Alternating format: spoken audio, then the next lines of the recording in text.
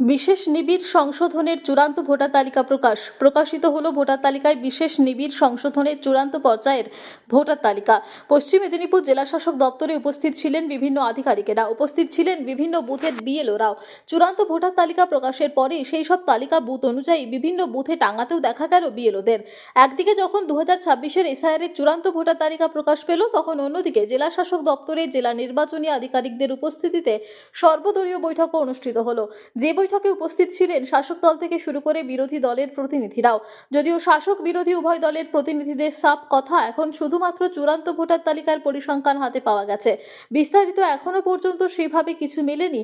অর্থাৎ কাদের নাম বাদ গেছে বা কাদের নাম রয়েছে সেই তথ্য মেলেনি এখনো পর্যন্ত। তবে শাসক দল তৃণমূলের প্রতিনিধির পরিষ্কার বক্তব্য, বৈধ ভোটার একজনেরও নাম বাদ গেলে রাজ্য নেতৃত্বের নির্দেশে আন্দোলন আগামী দিনেও অব্যাহত থাকবে।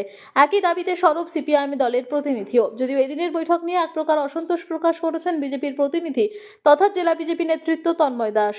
স্বাভাবিকভাবে পশ্চিম মেদিনীপুর জেলায় 1 লক্ষেরও বেশি ভোটারের নাম বাদ যাওয়ার আশঙ্কা রয়েছে নির্বাচন কমিশনারের দেওয়া তথ্য অনুযায়ী।